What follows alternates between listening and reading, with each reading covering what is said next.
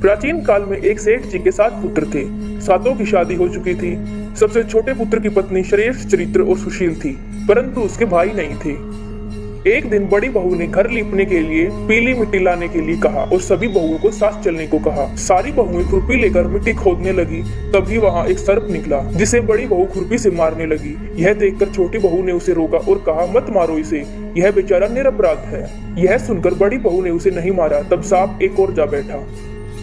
तब छोटी बहू ने कहा, हम अभी लौट कर आते हैं, तुम यहाँ से जाना मत। यह कहकर वह सबके साथ मिट्टी लेकर घर चली गई और काम काज में फंसकर सांप के लिए दूध लाना भूल गई। उसे दूसरे दिन यह बात याद आई तो सबको साथ लेकर वहां पहुंची और सांप को उस स्थान पर बैठा देखकर बोली, सर्प भैया नमस्कार। सर्प ने कहा, तू भैया कह चुकी है इसलिए तुझे छोड़ देता हूँ, नहीं तो झूठी बात कहने के कारण तुझे अभी डस लेता। वह बोली, भैया मुझसे भूल हो गई, उसकी क्षमा मांगती हूँ। तब सर्प बोला, अच्छा तू आज से मेरी बहन हुई और मैं तेरा भाई हुआ, तुझे जो मांगना हो मांग ले। वह बोली, भैया मेरा कोई भाई नहीं है, अच्छा हुआ जो तू मेरा भाई बन गया। कुछ दिन व्यतीत होने पर सर्प मनुष्य का रूप रखकर उसके घर आया और बोला, मेरी बहन को भेज दो। सबने कहा कि इसका तो कोई भाई नहीं था। तो वह बोला, मैं दूर के रिश्ते का भाई हूँ, बचपन में ही बाहर चला गया था। उसके विश्वास दिलाने पर घर के लोग छोटी बहू को उसके साथ भेज देते हैं। उसने रास्ते में बताया कि मैं वही सर्प हूँ, इसलिए तू डरना नहीं और जहाँ चलने में कठिनाई हो वहाँ मेरी पूंछ पकड़ लेना। छोटी बहू ने उसके कहे अनुसार ही किया और इस प्रकार वह उसके घर पहुँच गई।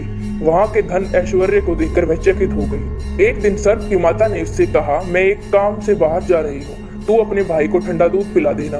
उसे यह बात ध्यान न रही और उसने गर्म दूध पिला दिया, जिसके कारण सांप का मुंह जल गया। यह देखकर सर्प की माता बहुत क्रोधित हुई, परंतु सर्प के समझाने पर शांत हो गई।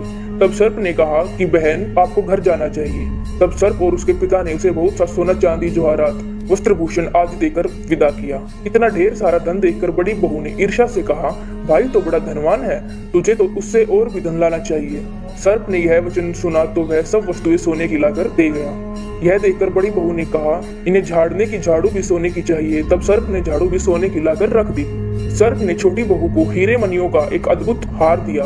उसकी प्रशंसा उस देश की रानी से भी सुनी और वह राजा से बोली, सेठ की छोटी बहू का हार यहाँ आना चाहिए। राजा ने मंत्री को हुक्म दिया कि उसे वह हार लेकर शीघ्र उपस्थिति करे। मंत्री ने सेठ जी से कहा कि महारानी जी छोटी बहू का हार पहनेंगी, वह उनसे लेकर मुझे दे दो। सेठ जी ने डर के कारण छोटी बहू से हार मांगकर दे दिया।